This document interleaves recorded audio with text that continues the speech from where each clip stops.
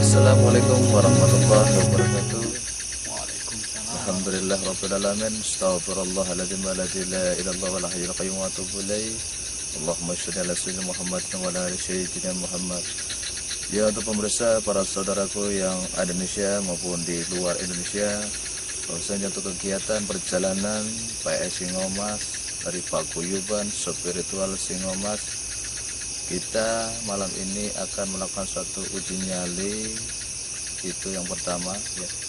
Dan yang kedua, kita akan mengates ataupun mengasah suatu ketatakan keimanannya, keyakinannya untuk para jamaah kebatinan yang belajar dalam dunia kespiritualan di Padepokan Kalijogo. Dan mudah-mudahan untuk acara kita dalam mengasah kebatinan, mengasah kepekaan para jamaah di sini diberikan kemudahan sama Allah, diberikan ridho sama Allah. Dan kalau untuk kita menguak tabir, nanti kita akan melakukannya itu insya Allah besok malam ya. Karena pada posisi saat ini kita tidak bersama dengan Raden Mas, karena Raden Mas begitu banyak kesibukan. Dan tentunya kayak beliau lagi banyak suatu mungkin pekerjaan ya, dan beliau belum bisa mengikuti perjalanan kita semuanya, tetapi beliau telah memberikan ridho restunya untuk perjalanan acara kita semua yang ada di sini. Dan tentunya untuk acara besok malam insya Allah kita semuanya dari keluarga besar Paguyuban Spiritual Singomas, kita akan menguak suatu tabir perjalanannya ataupun mengetahui perjalanannya si Sariwati, kehidupan Sariwati yang sekarang, dan akan melakukan suatu pelukisan ya secara canvassing dari perwujudan sosok anaknya Sariwati yang sudah lahir dah lama ya, dan sekarang pun anaknya sudah besar sekali. Dan mungkin insya Allah kita juga akan menguaknya. Tetapi untuk acara ini hasilnya memang kalau untuk kegiatan syuting itu jatuh pada 1 minggu 1 kali. Kalaupun saya tidak sibuk, tidak ada suatu hambatan, Raden Mas juga nggak ada hambatan, ya kita syuting. Tetapi kalau sibuk, nggak sama-sama memang nggak bisa ya, kita hentikan dulu sementara untuk perjalanan PS Singomas ini.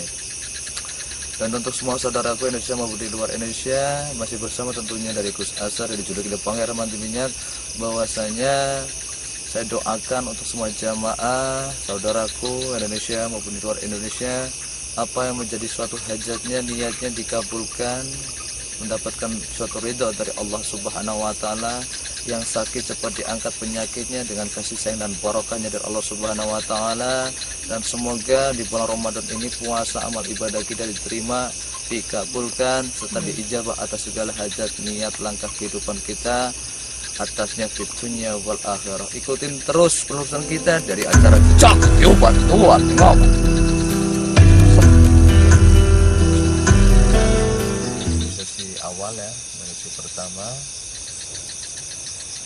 kita akan menghadirkan suatu mungkin sosoknya yang mungkin dikatakan adalah Kosong Dede. Dia memang lucu, terus ya memang lumayan rupanya agak menakutkan sekali. Ini katakan saya ini Kosong Gedek ini konyol lelucon memang ada gitu. Karena memang pada sebelumnya saya pernah tirakat, dia pernah awal-awal dulu belajar sama guru saya, dan awal-awalnya terus pembelajaran dunia kebatinan saya pernah yang namanya digoda, diuji, diganggu dengan sosok pocong gedek ini. Makanya coba kita akan komunikasi dengan dia, kita akan hadirkan melalui jasad yoga ini. Mudah-mudahan pocong ini mau masuk dan mau komunikasi dengan kita semua yang ada di sini.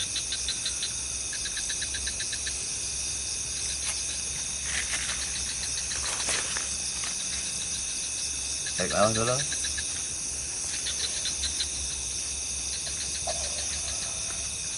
Baik. Baik.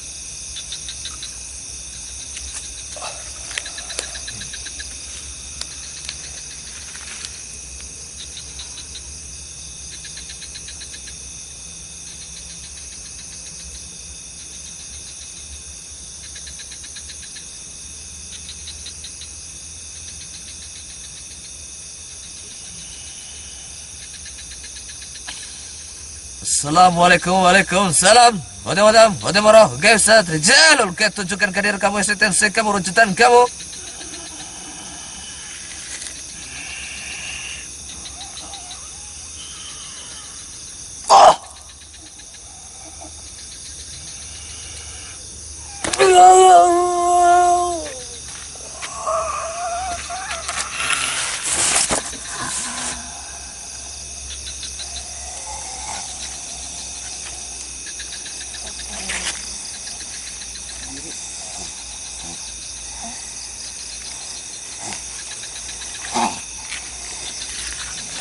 Assalamualaikum. Auranya memang besar sekali.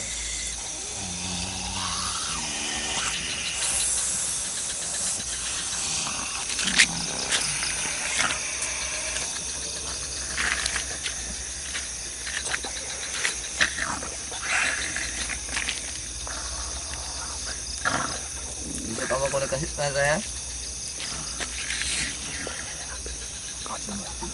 Berdiri ini coba, ini kaku banget ini.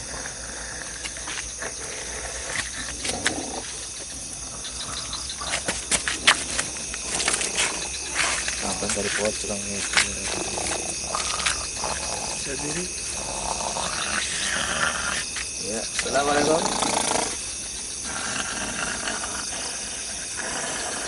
Kamu Islam, kafir?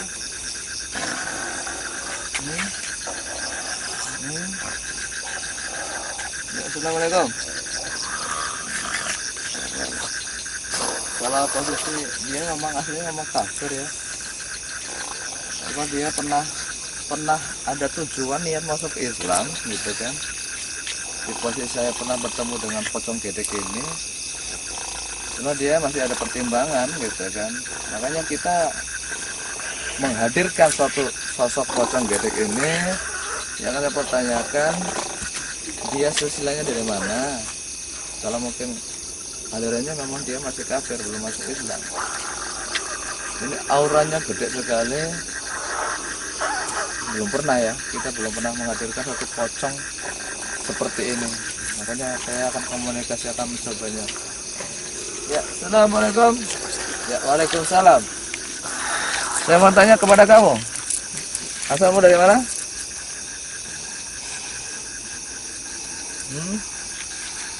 Nah, asal kamu dari mana? Bisa kamu komunikasi? Nah, ini koren ini koren. Memang karena posisinya dulu pocong ini ada kejadian masa lampau. Jadinya mungkin dari awal dulu kehidupannya pernah ikut zaman penjajahan ya, perang gitu. Nah, kalau bahasa lehernya itu dari penggal. Jadi makanya dikatakan pocong gedek karena dia suka kayak gini, suka ngincengnya kayak gini gitu. Kadang kayak gini gitu. Kalau dia keluar itu posisinya kalau habis hujan ataupun di saat hujan turun, kayak mungkin posisi masih gerimis-gerimisnya, dia sangat sering wujud di dunia desa itu. Makanya saya mau menghadirkan suatu mungkin nanti dari sosok temennya ini, tapi bukan pocong ya, itu ada suatu mungkin jenis buto hijau juga, karena biasanya dia selalu komunikasi dengan dia, si buto hijau ini, pocong ini. Makanya saya mau tanya, kamu orang mana? Hah? Jenisnya dari mana? Bisa kamu sih?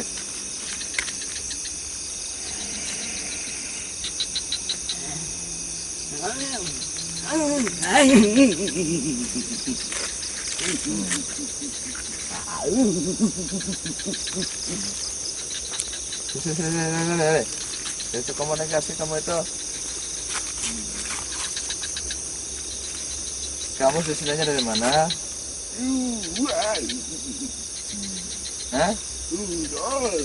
Hah? Oh, jauh.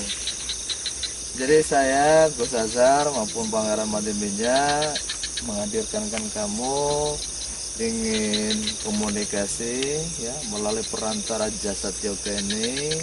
Saya hadirkan kamu di dalam tubuhnya. Saya mempertanyakan kehidupanmu, silsilah-silsilahmu dari perjalanan dulumu seperti apa, karena kita sebelumnya memang pernah bertemu dari suatu dimensi maupun tempat. Makanya dari adanya jamaah yang di sini belajar dalam dunia kebatinan, biar dia tahu segala sesuatu kebesaran maupun luasnya gaib di tempat alam yang ada sekitar ini ya, karena bahasa dalam dunia yang gaib itu sangatlah tipis dengan dunia yang nyata. Makanya kalau kita tidak bisa mengimbangi dengan dunia yang gaib, kita akan terjerumus dan tersesat ke jalan yang gelap. Makanya kayak saya ini pingin tanya silsilah kamu dari mana, dan posisi kamu sering membo-membo, sering mewujud di lokasi itu, tujuannya apa? Hah? Hah? Saya akan bantu untuk kamu komunikasi.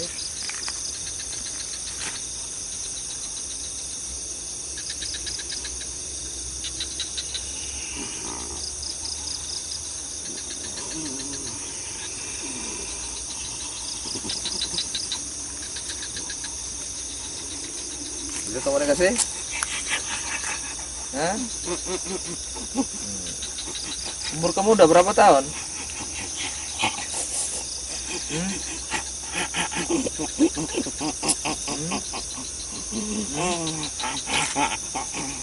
Berapa?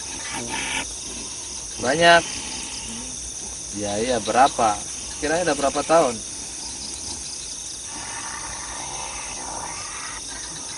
Hah? Nah, gimana? Hah? 200 ratusan ratusan tahun. Perjalananmu seperti apa dulu? Nah, apa? Bisa ngomong? Dibunuh. Dulu perjalanan kamu dibunuh itu posisinya pasti kan ada permasalahan, kamu dibunuh gitu kan. Ini permasalahannya larinya seperti apa? Hah? Sengketa tanah? Oh gitu. Jadi pemirsa, untuk kesimpulannya, untuk kita tangkap ya dari komunikasi dia dari Jawa tentunya. Ya, benar? Ya. Dia dari Jawa. Terus yang kedua, ya perjalanan kehidupan beliau ini pernah hidup ya di dunia nyata. Maka saya katakan ini adalah sosok Qorin.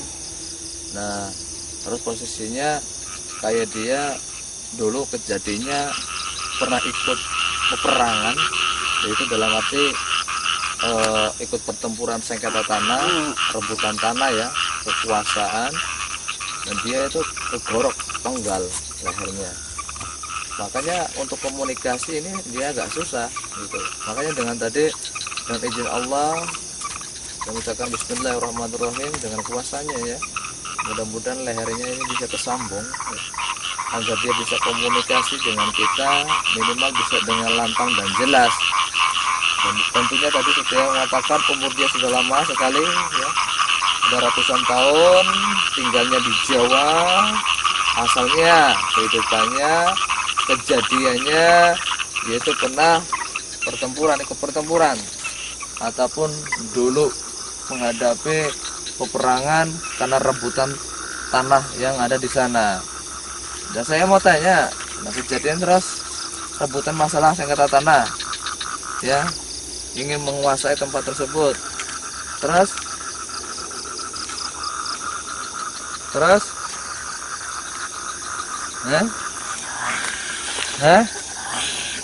dibuang.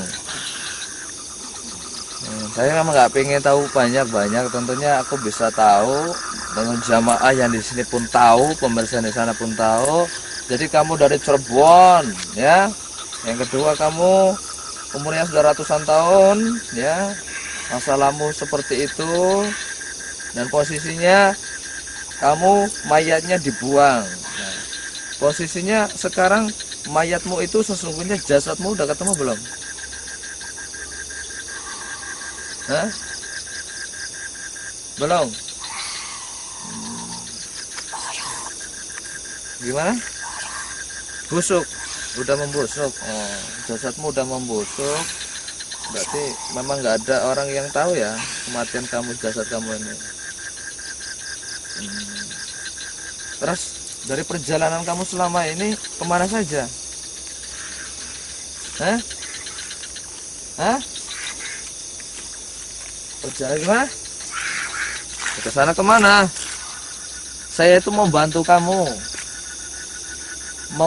kamu mengembalikan alammu dengan sesuatu alam yang baik ya, alam yang memang tempatnya penampungan korin ya. Dan tentunya saya ingin ya kamu menceritakan perjalanan sejarahmu. Tujuan saya menghadirkan kamu ini ya ingin menguak permasalahannya seperti apa, agar kehidupanmu di alam juga ya, si jasad, karena posisinya jasad ini kan belum diketemukan, agar bisa diketemukan minimal walaupun tidak ketemu dengan secara wujud sesungguhnya, karena sudah ratusan tahun, minimal tulang jasadnya yang mempunyai, yang kamu tempati dulu, yang kamu dampingi dulu, minimal bisa ketemu dan dipertemukan oleh masyarakat di situ. Hah? Gimana? Ngomong yang biasa, ngomong yang enak, Apa? Nggak pernah ketemu. Pernah ketemu dengan siapa? Orang. Jadi intinya jasad itu pernah ditemui oleh orang. Ya, terus maksudnya jasadnya yang kamu damping ini ya, cara kehidupannya dulu ini sudah dimakamkan dengan baik apa belum? Sudah sempurna apa belum? Ya? Belum.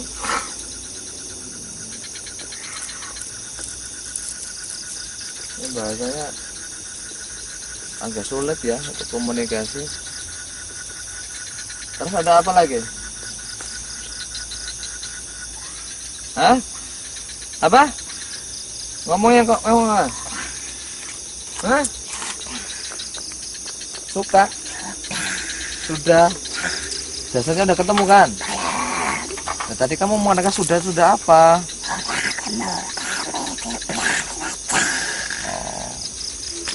Jadi jasadnya udah ketemu tapi dibiarkan saja. Makanya dengan perantara Pangeran ini ingin membantu kamu ya, agar orang yang di sana, yang jauh di sana biar bisa menemukan kamu sesungguhnya. Dalam arti ada orang yang mau baik, hatinya yang mulia, terus mau memakamkan ya, mau membuat kamu tempat di mana kamu untuk bersinggah, karena jasad ini kan posisinya memang tidak dimakamkan. Makanya dengan perjalanan mengwaktabir ini saya hadirkan kamu dengan perantara jasad ini, agar jasad yang kau tempati ataupun yang kau dampingi dulu itu bisa dimakamkan dengan baik, dengan sempurna. Sedangkan kamu ya, ini akan saya urus, nanti akan saya masukkan dalam penampungan jin koren, khusus koren-koren yang akan bersinggah nantinya, biar kamu hidupnya bisa lebih baik di alam sana. Paham nggak?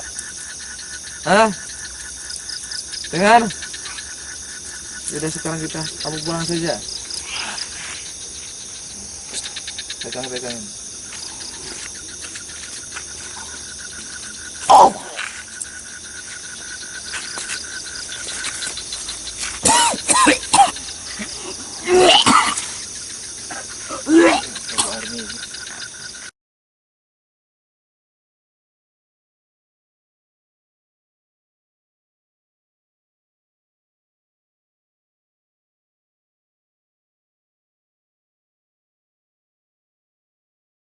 Terusnya kita melakukan suatu mediumisasi kedua. Kita akan menghadirkan suatu sosok ngepet ya, karena dimana di desa itu sering gempar sekali sampai sekarang. Kalau orang melintasi tempat itu, pasti uang yang di dompet kita itu akan hilang, yaitu dengan berturut-turut setiap perjalanan. Dan itu sering kejadian dari orang-orang yang mungkin bahasa sales pemasaran, suka apa ya, kalau jadi orang itu salesman, orang-orang jualan rokok pakai mobil, obrok pakai motor gitu kan, uang beliau juga sering hilang. Nah, saya dulu karena punya jamaah tahun yang lalu, punya jamaah dari Karang ya, dari produk rokok bentol, downhill ataupun rokok-rokok yang lain. Ini seringkali beliau itu sering kehilangan duit kalau melintasi jalan itu.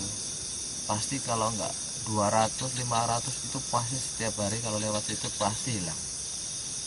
Nah, makanya saya penasaran dengan sosok ngepet ini, ingin tahu perjalanan dia, pekerjaan dia selama ini ngapain aja gitu. Coba kita akan hadirkan atas izin Allah Subhanahu wa Ta'ala.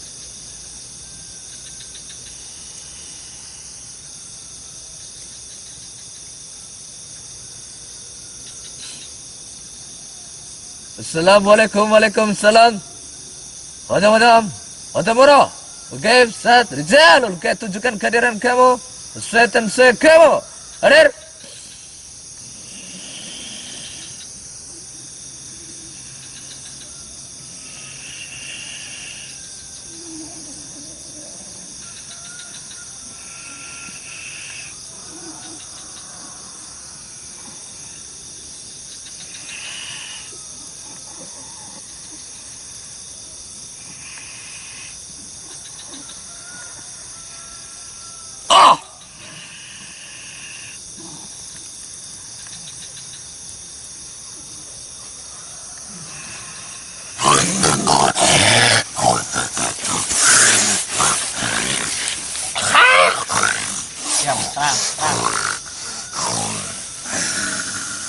Bisa tenang. Tenang. Saya cuma mau komunikasi saja, nggak akan menyakitin kamu. Ya. Ngepet yang sering ngambil duit. Saya Pangeran Mademinya ya, menghadirkan kamu melalui jasa jamaah santri saya.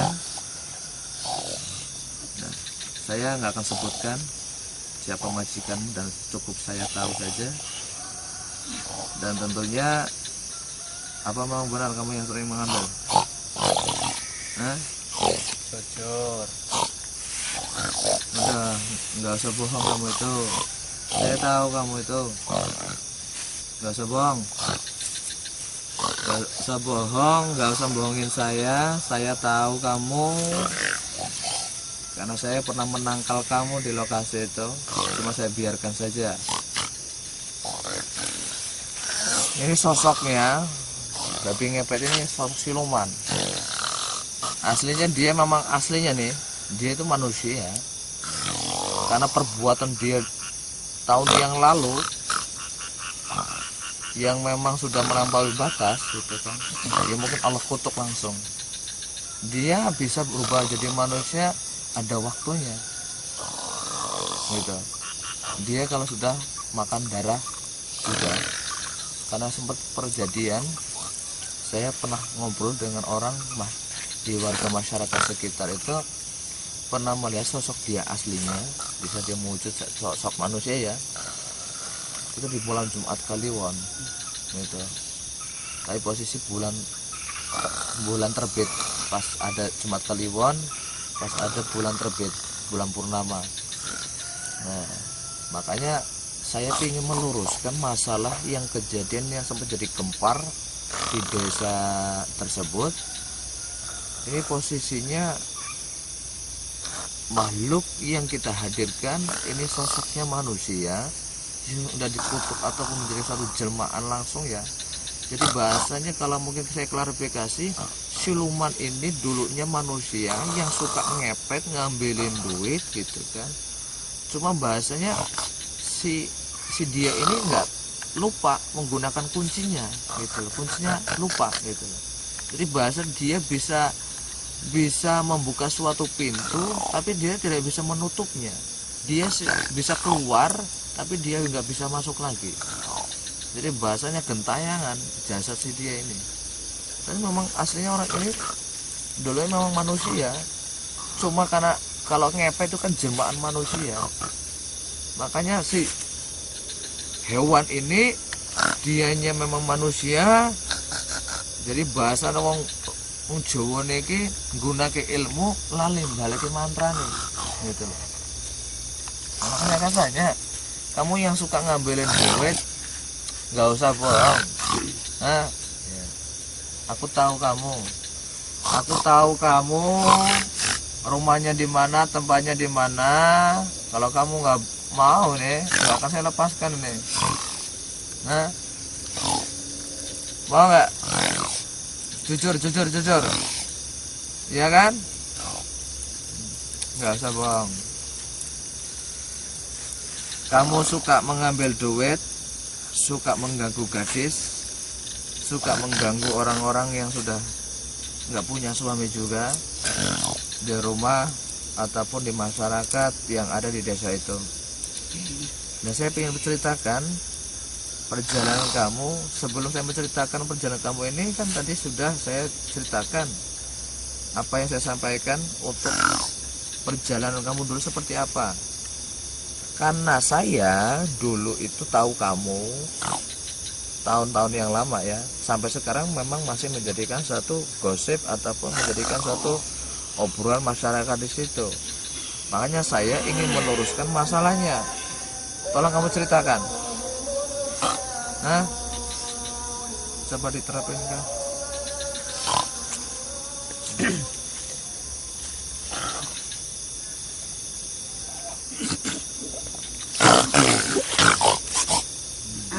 Bicara kamu. Bisa komunikasi? Bisa komunikasi? Hah? Hah? Bisa kamu komunikasi? Sisil kamu dari mana? Asli mana? Hah? Asli sini. Kamu dari Kawi? Kamu dari Kawi? Ini apa? Kalungnya, cincinnya di hidung gede banget ini. Ini sih mata. Ya. Kamu dulu memang manusia ya? Hah? Tolong kamu ceritakan perjalanan kamu. Kenapa harus diceritakan? Ya biar semua apa yang kamu ceritakan saya luruskan, yang akan saya masukkan dalam satu kalimat nantinya. Ini agar kamu bisa taubat di jalan kehidupan kamu yang sesungguhnya. Tidak bisa. Itu memang sudah kodrat kamu, tapi dengan izin Allah, dengan ridho Allah Subhanahu wa Ta'ala, atas izinnya tidak ada yang tidak mungkin. Yang Saya pertama, bukan Islam. ya aku tahu. Saya tahu kamu bukan Islam. Ya. Karena sudah hal yang tidak lazim seperti sosok seperti kamu ini itu tidak akan yang namanya kok aliran seperti agama kita. Dan tentunya kamu adalah sosok manusia menjadi suatu jelmaan, lalu kamu tidak bisa kembali. Jadilah sosok kamu sesungguhnya selalu utuh seperti ini, dan kamu kalau berubah menjadi suatu manusia di saat ada bulan purnama. Ya. Ya. Dan kamu yang suka mengambil orang, suka memperkosa Nah, ibu-ibu. bukan saya. Ala siapa? Banyak teman saya. Ya. Banyak yang Tapi juga kan jadi minimal begini. dari jin yang tertua ataupun ngepet kamu ini yang paling tertua. Ya, adalah kamu. saya yang duluan. Nah, iya. Jadi perjalanan kamu seperti apa? Tolong ceritakan. Harus ada syaratnya. Sarannya seperti apa? Tumbal. Tumbalnya seperti apa? Darah. Darah. Darah apa? Manusia. Darahnya manusia. Ya, gadis. Dilakukan berapa tahun? 3 tahun sekali. Hah? 3 tahun sekali. 3 tahun sekali. Ya. Harus berawan. Terus perjalanan ritual majikanmu itu kayak mana? Ya, dia harus memberi tumbal pada saya. Tumbalnya itu adalah manusia darah gitu. Kalau tidak anaknya sendiri atau keluarganya. Ya. Ceritanya. Terus target kamu setiap hari ngambil duit berapa juta aja? Ya, semampu saya. Pengambilan cara seperti apa? Tak sedot. Kamu tarik, Ya, saya tarik. Saya bisa. kamu cium gitu ya.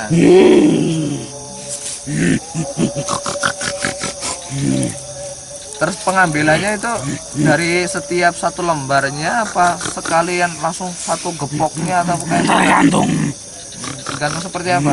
banyaknya. Kalau misalnya uang sekian Kalau juta, semua ketahuan, nantinya, kalau semuanya kan ya, sedikit demi sedikit.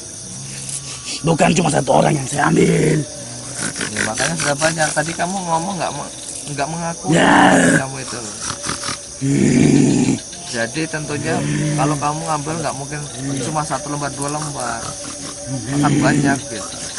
Tapi kalau untuk orang-orang yang lewat itu, misalnya kita bawa dompet sekitar 1 juta, itu kadang langsung habis.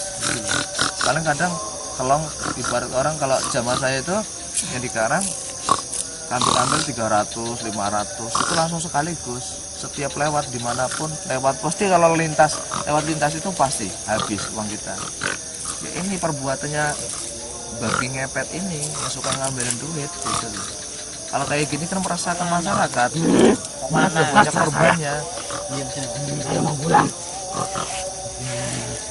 Enggak, ini aku belum ngopi memang agak salah paham.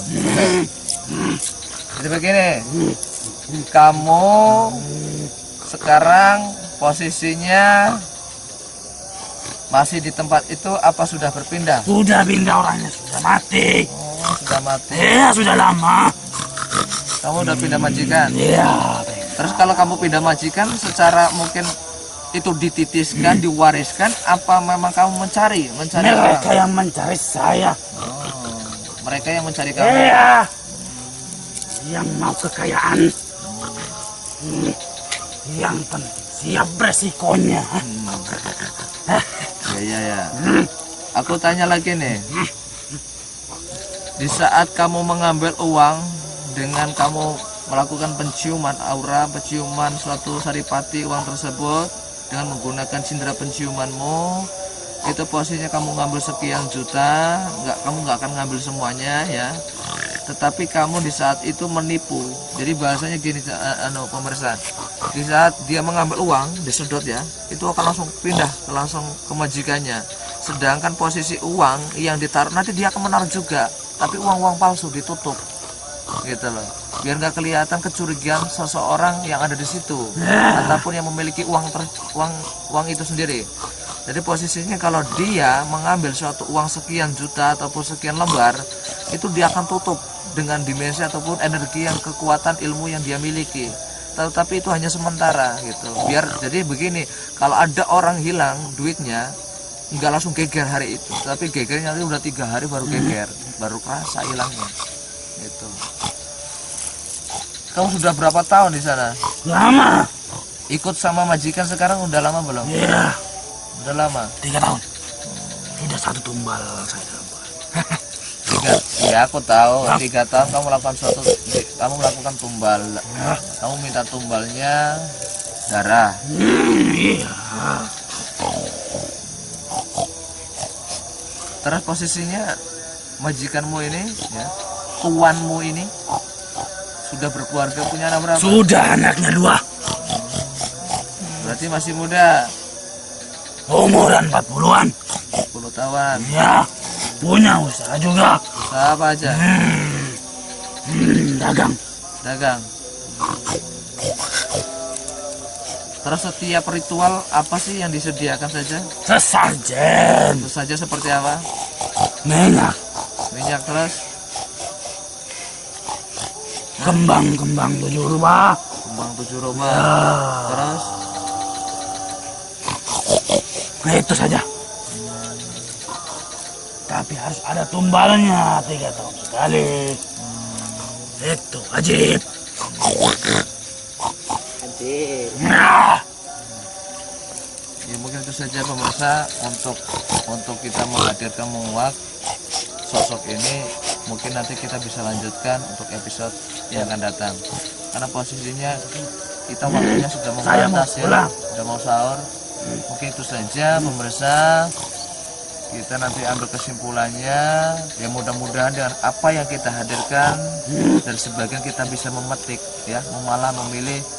Di saat kita komunikasi dengan sosok yang ada di sini, ambil yang positif, yang negatif yang diambil, kita kembalikan dulu ya sosoknya.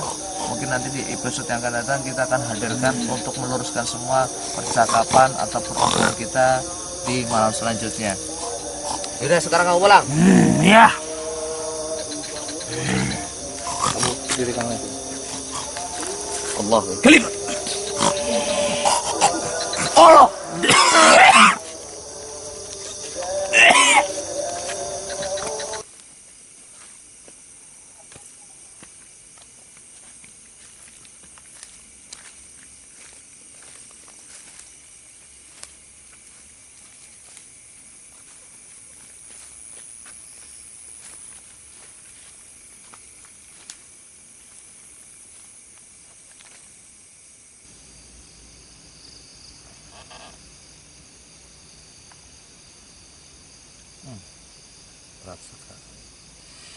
Assalamualaikum, waalaikumsalam. Hodam, hodam roh, guys, Rizal. Oke, tunjukkan kehadiran kamu, eksistensi kamu gaib.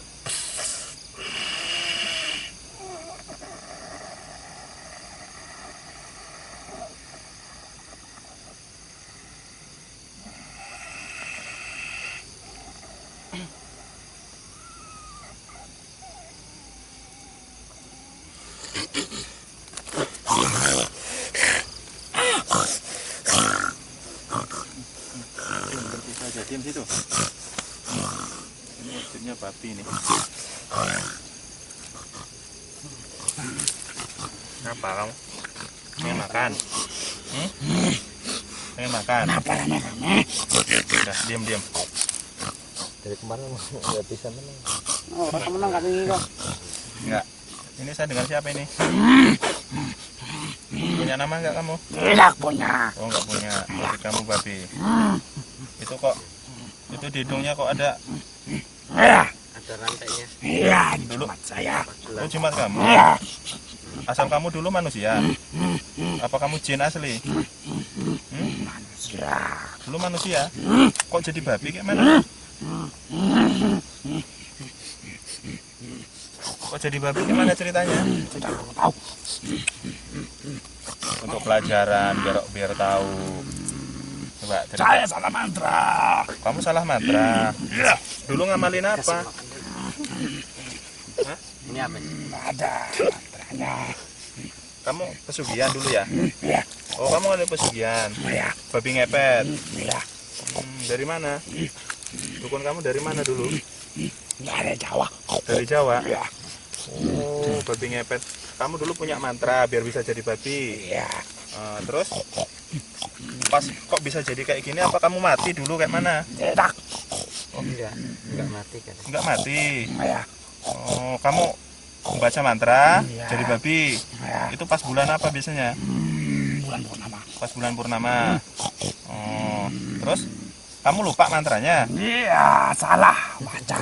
Kok salah baca? Iya. Nggak bisa balik lagi. Ya, Oh, ngapa nggak pulang ke tempat dukunnya sana? tidak bisa. Oh, nggak bisa. Ya, Kamu punya istri nggak? ada. Biasanya istrinya di rumah kan nungguin. Ya, dia yang menjaga saya selama ini. Oh, kamu masih sering nemuin istri kamu? Iya, itu istri saya. Kamu masih bisa wujud lagi nggak di malam-malam tertentu? Bisa. Tapi selamanya jadi kayak gini. Iya. Oh, ini berarti nih pemirsa ini dulu ngepet, babi ngepet, cuman salah mantra nggak bisa balik. Oh, gitu. Agama kamu apa dulunya? Agama kamu apa? Oh, kamu Hindu. Ya, Agamanya Hindu. Terus kamu kalau udah jadi kayak gini apa makanannya? sesaji. Sesaji. Kamu doyan nggak ini? Tidak. Oh, nggak doyan kamu. Tidak, Ini dia sukanya. Menyan kamu sukanya. Iya, Ini Arab ini nggak cocok sama dia. mau. Nggak mau dia ngirup serak di sini. Nah, Oh, kayak gitu. Pengen jadi manusia lagi? Anda bisa? Hmm? Apakah Anda bisa menjadikan saya manusia? Bukan saya yang bisa. Allah. Bukan saya, Allah yang bisa. Siapa? Ya, Allah itu Tuhan saya. Ya, saya pernah dengar. Kamu pernah dengar? Ya, Oh, Tuhan kamu siapa emang? dewa di atas. Oh, kamu nggak pernah minta sama dewamu? Pernah waktu masih jadi manusia. Oh, pas jadi manusia kayak gini enggak. Tidak. Hmm. Sebenarnya kamu walaupun nggak berubah jadi manusia, sebenarnya tetap bisa tenang. Kamu apa kesehariannya gitu di sana? Mencari sesuatu. Apa? Apa yang dicari? Uang. Oh, caranya kamu ngelihat rumah yang ada uangnya gimana? Ya, saya mencium baunya. Oh, cium baunya. Terus caranya ngambil? Saya sedot. Nyedotnya gimana? Saya tarik. Mm-mm. Saya masukkan Kemana? Masukin kemana? ke tempat saya. Oh, tempat kamu. Terus kamu pulang Tidak mencari lagi. mencari lagi. Iya. Nah, terus untuk apa duitnya? Ya, mereka yang menginginkannya. Oh, yang menyembah kamu. Oh, berarti kamu ini dimanfaatin lagi sama orang. Ya, yang penting ada syaratnya. Apa syaratnya? Darah gadis perawan. Darah gadis perawan. Ya. Hebat amat darah gadis Ya, perawan. itu kemauannya. Kemauannya siapa? Saya. Oh, kemana kamu? Enggak darah ayam aja. Saya tidak mau. Kenapa? Itu persyaratan saya. Lah yang apa mau sama-sama darah kok? Saya tidak suka darah. Darah saya mau enggak? Tidak mau. Kenapa? Harus yang perawan. Oh, saya enggak perawan sih ya. Iya, Aduh. kamu laki-laki. Oh, saya enggak perawan. Enggak boleh. Perawan iki. Ayah dia anak cewek. Emang bedanya apa darah perawan sama Darah perawan segar. sugar? Iya. Iya, saya juga doyan sama perawan. Enak ya. Emang cuma lu aja yang doyan, gua juga doyan. Iya. Oh iya pantesan manusia doyan, setan juga doyan. Oh gitu. Udah sekarang kamu ada yang miara kamu berarti? Ada. Ada. Itu minta gadisnya berapa? 3 tahun sekali Iya, setiap bulan purnama. Ke purnama. Iya. Caranya orang itu ngasih gimana ke kamu? Caranya gimana? Dia nunjukin ada perempuan Ditaruh di depan sesaji. taruh depan sesaji. Iya. Apa emang enggak lari ya? Ya apa orangnya apa nggak tahu itu? Orangnya sudah meninggal, darahnya yang saya minta. Oh darahnya Iya. diminta gitu. Oh si gadis-gadis perawan yang meninggal, darahnya diambil untuk kamu. Iya. Gimana? Saya tuh bingung ngambilnya gimana kayak gitu darahnya. Intinya yang saya minta darah perawan. Oh gitu. Saya bisa mengetahui ini darah perawan bukan. Anak perawan itu Iya. ditunjukkan namanya. Terus kamu yang ngambil. Enggak sekarang gini, kamu katanya dulu masih punya istri. Ya, Iya. ngapain nggak ngasih ke istri kamu aja duitnya? Ngapain? Dia sudah tidak mau dengan saya. Oh nggak mau. Udah Ya. nikah lagi? Udah nikah lagi belum? Iya, dia sudah nikah lagi. Sudah nikah lagi. Yo, Tapi tetap saya mendatanginya. kamu punya anak? Belum ada anak saya. Oh, waktu dulu nikah Itu punya anak? pantangan saya. Oh, pantangan. Iya. Loh, berarti percuma aja kamu kaya dulu nggak punya anak. Mau tobat nggak kamu? Keluar dari jalan ini mau nggak? Iya, saya mau jadi manusia. Mau jadi manusia? Iya, manusia lagi. Ya nggak ada yang bisa janjiin kamu jadi manusia. Ya, karena ini udah kutukan untuk kamu. Saya tidak mau. Saya mau jadi manusia lagi kalau ada yang bisa. Ada yang bisa. Saya akan mengabdi kepadanya. Ngabdi kepada Allah, mau nggak kamu? Siapa? Sekarang gini, kamu kan udah jadi jin ini, ya, berubah jadi jin karena kamu nyembah jin dulunya. Kamu terjebak di dunia jin. Kamu cari di dunia jin kamu ya. Kamu cari, itu pasti ada yang bisa. Kamu keliling kemana? Cari yang namanya kiai. Siapa itu? Kiai, kamu cari aja di dunia kamu. Kalau Ya, manusia ini nggak nanti bisa. saya akan ingat pesan ini. Cari seorang kiai ya. Kamu tanya-tanya kiai. Dengar Islam. Dengar Ya, Islam. pernah saya dengar Islam. Nah, cari kiai yang ngerti tentang Islam. Udah? Nah, Ya. ketika kamu ketemu kiai yang ngerti tentang Islam, kamu ngabdi ke dia. Nanti kamu akan dikasih tunjuk jalan. Bukan masalah kamu jadi manusianya, biar kamu tuh nggak kayak gini. Biar wujud kamu tuh nanti walaupun di dunia jin, kamu wujudnya berubah, bukan jadi babi. Iya, kayak saya gini. mau jadi manusia. Capek jadi begini. Mantranya kok sampai lupa gimana ceritanya kamu? Iya, saya akan teledor waktu itu. Teledor. Ya, Katot berarti Coba ya. saya ingat kamu penggalannya kayak mana mantranya bunyinya? Sedikit aja. Ayo. Iya, coba.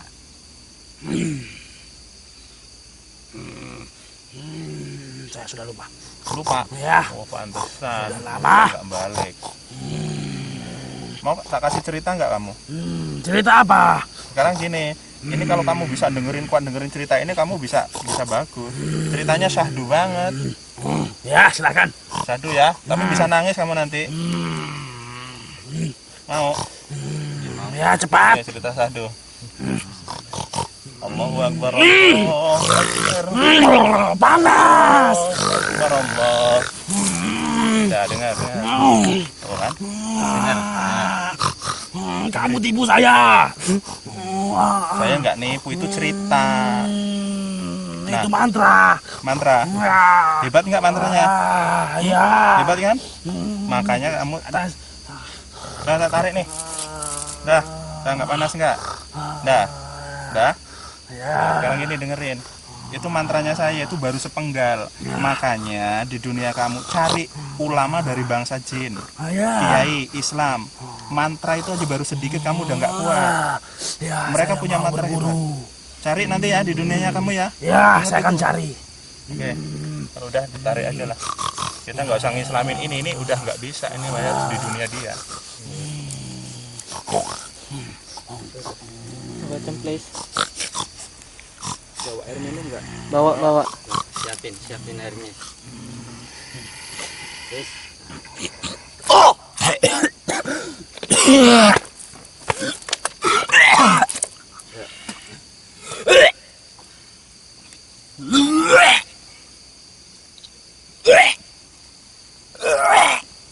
Terus.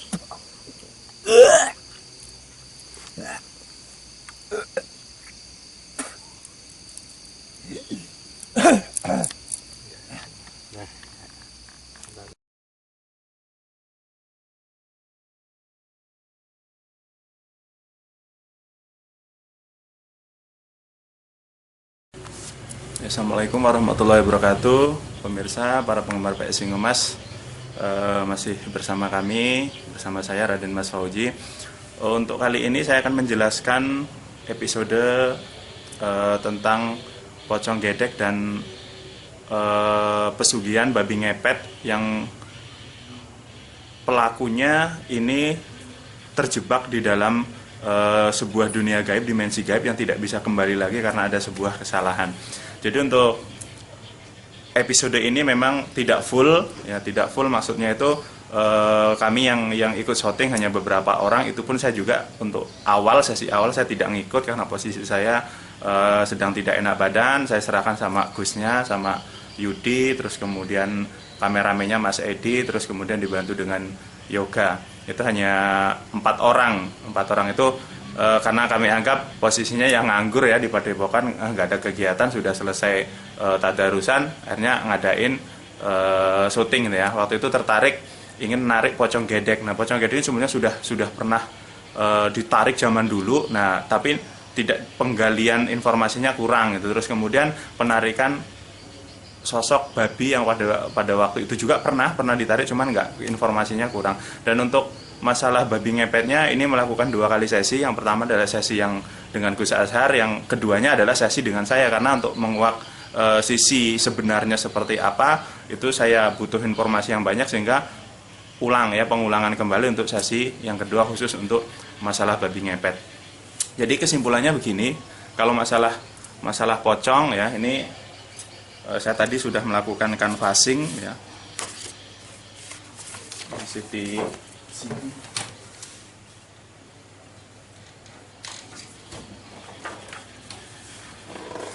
Jadi pocong gedek ini adalah sosok yang dia sulit berbicara gitu ya. Maksudnya tuh sering gedek-gedek itu karena bagian sini tuh menyet gitu ya, menyet, terus kemudian mulutnya juga agak gompal gitu ya, agak sempal gitu sebelah kanan.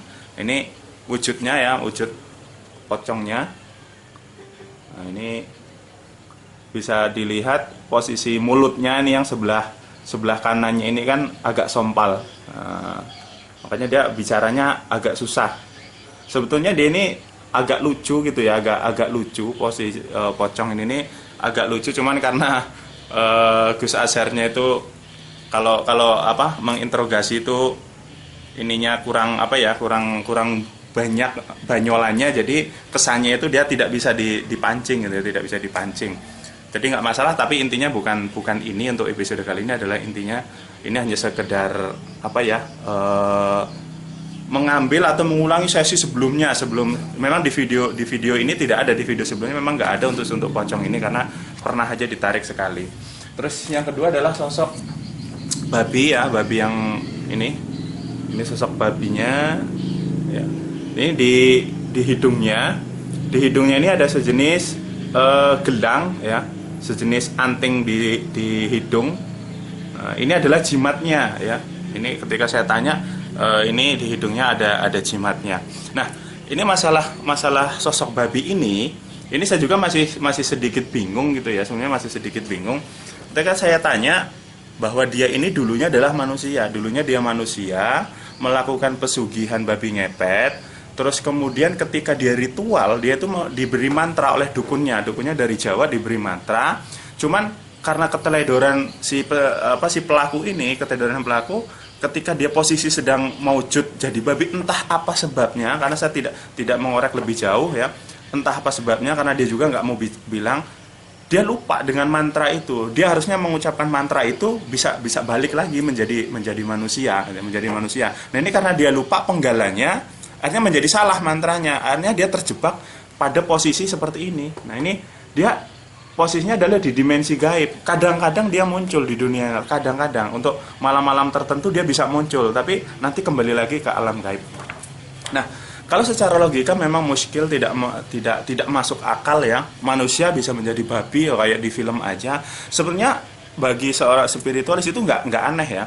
Karena iblis ketika diciptakan oleh Allah terus kemudian menentang perintah Allah, dan dia berjanji ingin menghasut anak cucu Adam sampai hari kiamat, maka iblis itu diberi kemampuan untuk bisa merubah benda-benda ya, maksudnya benda-benda materi menjadi benda-benda ke alam gaib. Itu diberi kemampuan itu.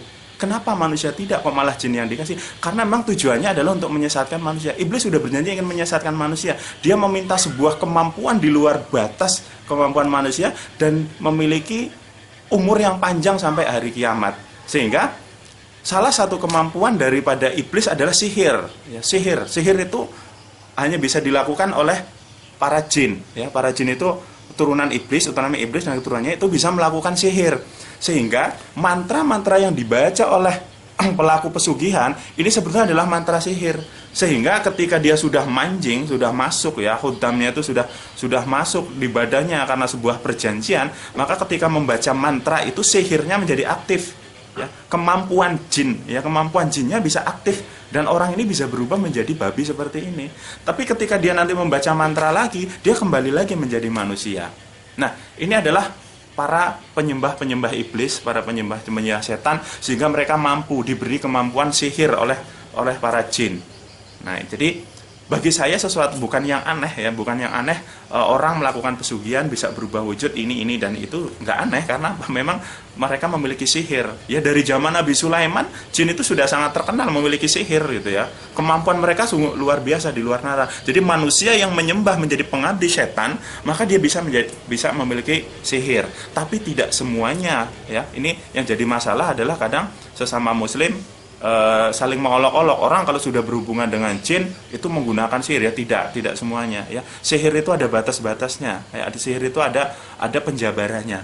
Jadi intinya adalah si pelaku pesugihan ini dia memiliki mantra sihir, nggak bisa balik entah bagaimana, dan dia terjebak di alam gaib ya, di alam gaib terjebak terus ya, selamanya dia akan terjebak karena dia sudah terikat dengan dengan alam jin karena dia menyembahnya ke jin. Terus saya hanya menawarkan, di akhir itu menawarkan saja, hanya menawarkan kepada dia bagaimana dia bisa berubah bentuk. Wallahu alam, saya nggak ngerti apakah dia bisa berubah bentuk lagi menjadi manusia. Itu saya nggak bisa mengatakan iya, tidak bisa mengatakan tidak. Tapi saya hanya memberi sebuah sebuah motivasi kepada dia. Silahkan cari ulama khususnya adalah ulama Islam yang sama-sama satu dimensi, yaitu di alam jin. Dia nyari nanti ya, ketika dia nyari, dia harus tobat. Dia harus tobat dengan perbuatannya ini, kemudian dari ulama bangsa jin itu kemudian akan dibimbing. Biasanya dibimbing terus kemudian dia ini disuruh riyadhah. Riyadhahnya apa? Mungkin bertapa. Mungkin bisa ratusan tahun dia akan bertapa. Terus kemudian nanti diberi sesuatu amalan-amalan. Insya Allah kalau dia mengikuti apa yang diajarkan oleh ulama dari bangsa jin itu, insya Allah dia akan kembali. Maksudnya itu bukan kembali menjadi manusia, tapi kembali ke wujud bentuk manusia, tapi tetap di alam jin, tidak berpindah ke alam manusia. Karena apa? Jasadnya sudah nggak ada. Sihirnya itu sudah menjadikan jasad si pelaku ini sudah menjadi imateri, bukan materi lagi. Mantra sihirnya sudah merubah menjadi imateri, bukan materi, sehingga kayaknya mustahil untuk kembali lagi menjadi manusia. Tapi biarlah dia kembali ya, wujud menjadi manusia tapi di alam jin. Ya insya Allah walaupun dia bangsa jin ya, kalau dia bertobat kemudian dia adalah beribadah kepada Allah, tetap Allah akan menerima. Karena apa? Intinya manusia dan jin diciptakan itu adalah hanya untuk menyembah ya. Inti dari jin dan manusia diciptakan adalah untuk menyembah. Apa hasilnya adalah nanti di akhirat. Jin itu kalau yang muslim, yang beriman, kemudian yang alim seperti apa, ya nanti Allah akan memberikan kenikmatan sesuai dengan janjinya. Begitu juga kita. Jadi kesimpulannya untuk episode kali ini khususnya adalah tentang pesugihan. Ya, pesugihan kali ini adalah pesugihan babi ngepet. Terus ada juga yang nanya sebelum saya tutup, kenapa babi ngepet ini bisa nggak balik menjadi manusia? Ini banyak asbab ya. Pertama adalah karena memang dia melanggar sumpah ya. Ketika si pelaku pesugihan ini melanggar sumpah dia dengan jinnya, jin yang berkoloni dengan yang bersekutu dengan dia, maka dia akan berubah seperti ini. Yang kedua, ketika dia memang tertangkap atau terkena sebuah mantra dari orang lain. Maksudnya gini, kadang di suatu rumah agar dia itu tidak dicuri oleh bangsa-bangsa pesugihan seperti ini, mereka memasang mantra juga. Nah, mantra ini adalah bisa untuk mengunci daripada si pelaku pesugihan ini agar tidak balik lagi menjadi bentuk semula. Nah, jadi bisa karena memang keteledoran dia seperti yang dilakukan oleh si pesugihan ini, dia keteledoran dia. Yang kedua memang karena ada orang yang mampu mengunci sehingga dia tidak bisa balik lagi. Terus banyak yang bertanya juga bagaimana sih mengantisipasi agar rumah itu aman, nggak dicuri, tuyul, cemplis, terus kemudian ada babi ngepet dan berbagai jenis pesugihan-pesugihan. Tidak ada jaminan rumah itu aman ya, tidak ada jaminan rumah itu aman dari hal-hal seperti itu kecuali kita berpasrah diri kepada Allah ya. Tetap ikhtiar diperlukan. Ketika menyimpan uang, simpanlah uang itu menggunakan sebuah kotak, kalau bisa kotaknya kalau bisa besi ya, di apa makanya di brankas itu lebih bagus, karena kadang untuk tuyul itu nggak mampu untuk masuk ke itu, dia kadang nggak mampu. Tapi kalau untuk jenis-jenis babi ngepet dia mampu, karena mengambil uangnya menggunakan cara gaib, menggunakan cara-cara tertentu. Terus kemudian nyimpan uang juga, kalau bisa di rumah itu yang menyimpan uang itu ya jangan banyak-banyak, yang menyimpan uang itu ya seperlunya saja. Kalaupun itu terpaksa, kalau tuyul untuk menghindari tuyul biasanya di staples, cuma uang itu di staples itu nggak boleh, ya ditali karet ya, ditali karet, terus kemudian masukkan ke kotak, dikunci ya. Terus kemudian atau menaruh uang itu di sela-sela antara kitab, misalkan ada Al-Quran ya, ada Al-Quran itu ya ditaruh di sebelahnya, karena Al-Quran itu memiliki hawa yang panas ketika akan didekati. Terus kemudian didoakan uang itu ketika kan, misalkan memang di tempat Anda ini sering sekali terjadi pencurian ya, Anda biasakan setelah sholat atau habis wudhu dalam keadaan suci baca ayat kursi 3 kali, baca Fatihah, kemudian tiupkan ke uang itu dengan harapan mohon kepada Allah semoga Allah itu memberikan perlindungan kepada uang itu. Dan yang paling kunci, saya tadi sudah bilang bahwa tidak ada jaminan uang itu aman dari hal-hal kayak itu kecuali kita pasrah. Yang terakhir adalah jadikan rumah kita ini adalah rumah yang memiliki barokah, rumah yang memiliki keberkahan ya. Bagaimana maksudnya? Maksudnya Rasulullah sudah bersabda kepada kita bahwa jangan jadikan rumah kita ini seperti kuburan. Maksudnya bagaimana? Maksudnya adalah jangan jadikan rumah ini sepi dari berkah, ya, sepi dari rahmat Allah. Bagaimana caranya biar tidak sepi? Maka rumah itu harus digunakan untuk ibadah. Gunakan untuk ibadah, sholat sunat, sholat tahajud, ya untuk wanita sholat wajib. Terus kemudian banyak membaca Al-Quran di rumah. Terus kemudian rumah ini sering digunakan untuk hal-hal kebaikan, untuk menyimpan hal-hal yang baik. Terus kemudian dengan tetangga pun tidak saling inilah ya, maksudnya dengan tetangga itu kita baik ya, dengan tetangga baik, tidak boleh saling jahat. Terus kemudian uang yang biasa disedekahkan, rezeki kita sedikit untuk disedekahkan. Nah, rumah-rumah yang seperti ini insya Allah mendapat keberkahan ya, mendapatkan rahmat dari Allah Subhanahu wa taala. Rumah yang biasa dibacakan Al-Qur'an untuk ibadah, di dimensi gaib rumah ini sangat terang ya. Rumah itu akan menjadi terang, ada seperti lampunya gitu loh. Sehingga di lingkungan dari rumah itu akan ada seperti kabut ya, kabut itu kabut putih-putih terang. Nah, apabila ada sosok gaib lewat, dia akan tahu. Dia ketika lewat itu akan merasa ada sedikit hawa panas, makanya dia nggak mau belok ke rumah yang ada hawa seperti itu. Ya, ini saya sudah pernah membuktikan sendiri di rumah saya begitu. Ketika ada tuyul ditarik rumah ini, saya tanya, kamu jalan-jalan lewat jalan depan rumah saya ngapain nggak mampir? Nggak berani. Kenapa? Panas katanya. Baru lihat pagar rumahnya saja sudah panas. Karena apa? Memang rumah ini saya pagari ya, saya pagari. Pagari dengan apa? Ya dengan itu tadi, baca Al-Quran. Setiap habis maghrib ya, saya baca Al-Quran. Ya nggak langsung habis sholat itu kita gunakan waktu untuk dzikir, untuk baca Al-Quran. Nah, jadi intinya untuk menjaga harta kita dari hal-hal seperti itu, kita serahkan kepada Allah dengan syariat ya, dengan langkah-langkah ya yang umum yang sudah diajarkan Rasulullah SAW. Ya, banyak sedekah di rumah itu, jangan jadikan rumah itu kuburan, jadikan tempat ibadah agar rahmat Allah, keberkahan Allah turun di rumah itu. Dan satu lagi, rumah kalau yang biasa digunakan untuk ibadah, banyak untuk membaca ayat Al-Quran, rumah itu banyak dihuni oleh jin muslim. Jin muslim ini dari mana saya nggak tahu. Saya selalu berapa kali gitu ya kontemplasi ke rumah-rumah yang memang dia memiliki orangnya alim gitu ya. Itu banyak sekali. Itu di atap rumah ada, yang paling banyak di atap rumah biasanya. Di atap rumah, terus kemudian di tempat sholat, terus kemudian mungkin di sumur, terus kemudian di depan, di teras, di tiang. Itu banyak yang menempati jin muslim. Kenapa? Menarik ya. Bagi jin muslim, rumah yang sering dibacakan Al-Quran dan banyak untuk ibadah, itu hawanya sejuk. Akan terbalik dengan jin kafir. Jin kafir kalau melihat rumah yang dibacakan Al-Quran, itu hawanya panasnya luar biasa. Mereka nggak mau mendekat. Nah, jadi salah satunya adalah ketika rumah itu banyak aura bagus, banyak aura rahmat dari Allah Subhanahu wa taala, jin muslim pun banyak yang tertarik dan tinggal di situ bersama kita. Dan mereka tidak akan menampakkan diri ya. Mereka insya Allah akan makan ya bareng kita. Jin muslim itu banyak kok makan itu bareng dengan yang punya rumah, sering kok ya. Sering gitu ya, sering makan, minum ya bareng. Cuman yaitu rezeki mereka dari Allah. Alhamdulillahnya kita nggak bisa ngelihat. Ya kalau bisa memang jangan sampai melihat, karena nanti kita takut sendiri. Itu biarkan.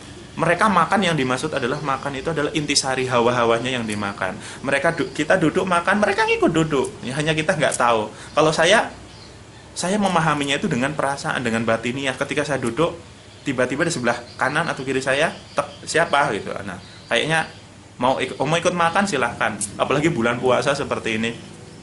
Di bulan puasa ini ketika saya sahur buka gitu ya, makanan sudah dihidangkan gitu ya, insya Allah menurut batin saya mereka ngikut pada makan turun.